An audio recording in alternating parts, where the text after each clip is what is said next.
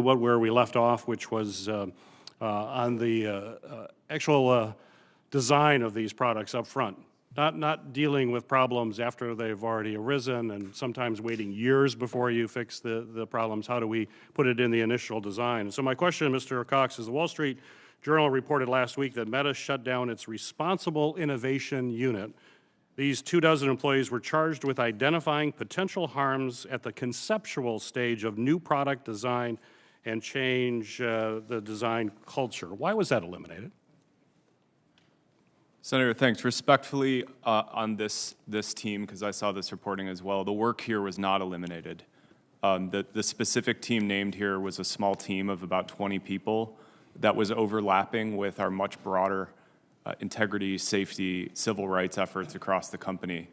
And so this was a case of just moving that work into the teams where it was best positioned. So you got folks, you just moved them into a different part. They're still there. So is it safe to say that this is happening across your platform with your design team? Is everybody on the design team, are they compensated based on the trust and safety of the products that you're putting out? Is that part of the metric? Senator, when we look at health of any product, we'll look at trust and safety as a part of that. We'll look at security, we will look at relevance, we will look at a holistic set of metrics, both quantitative and qualitative. No, I know. So let me be because of the time, because I'm going to hold everybody 7 minutes here. So in the time, with the metric to determine compensation, does an individual in that metric, do they get compensated based on something related to safety and trust? Is that part of the actual, when they get their bonus at the end of the year, safety and trust part of that compensation? Senator, so for bonuses, we'd Just say yes or no. It is a part of how we look at the health of a product. It's part. It's an actual line. Excuse me, Senator? It's an actual line related to safety and trust. Trust and safety metrics are part of how... And if a product goes out that causes a lot of problems, they're going to be penalized for that financially? Senator, we wouldn't launch a product if we believe it was about to be unsafe. You wouldn't? Once we do launch products, we evaluate things like prevalence, things like reports, and a whole host of metrics in order to understand the health of a product from a safety perspective. But do people that get compensated related to safety and trust? It's just yes or no. You said yes, they do. I'll go down. Mr. Mohan?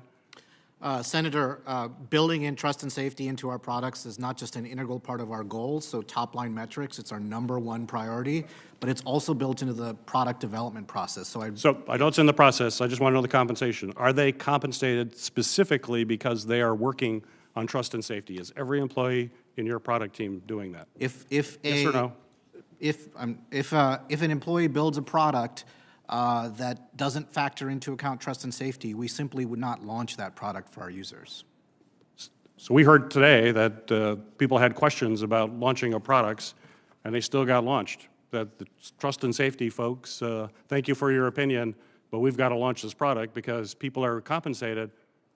Second question, they're compensated based on growth and profitability, like other companies do that. You're not the only company that does that based on growth and profitability, but that's really the main driver. Senator, as the Chief Product Officer of YouTube, I look after both our product development process and our trust and safety operations, and I can tell you unequivocally that we would not launch a product or grow a product that was at the detriment of our users' trust and safety. If you launched a product and it turned out it wasn't like you thought and it wasn't really, wasn't trustworthy or safe, would the product designer lose their bonus? Would they be compensated? It would factor into their performance reviews. Okay.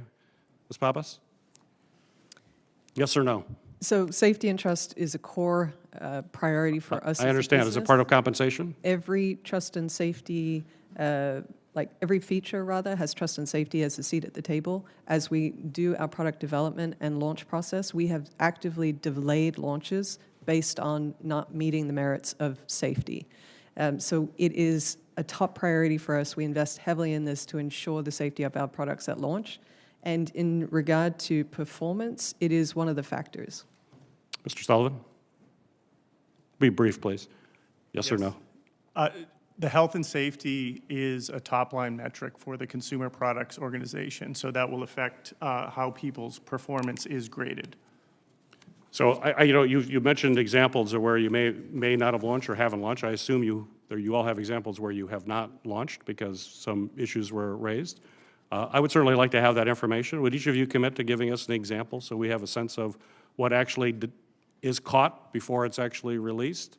Mr. Cox, could you give, or not now, but would you provide an example for us on that? Senator, we'd be happy to. Thank you. Mr. Mohan? Yes, Senator, I'm happy to follow up. Ms. Pappas? And Mr. Sullivan? Yes, I also have examples. Right, thank you. The other thing is how you deploy resources. And we've heard a lot of numbers here, and I think the most valuable resource is just the number of engineers. So I'm going to go and ask you 3 questions, each of you to answer. We sent this to you last week to get it. We've been trying to get this information for a long time. We said I'm going to ask you this question today, so I'm sure you're prepared for the question because we asked it Friday. So each of you, what is the total number of full-time engineers you have in your company? How many of those engineers work full-time on ensuring trust, safety, or integrity of your platforms? And 3, how many engineers work full-time on product development? Mr. Cox. Senator, the total number of engineers at the company is on the order of tens of thousands. It's in the No, high that's tens of not what I thousands. asked. We asked a very specific question on Friday. Please come. We've been trying to get this information for a long time.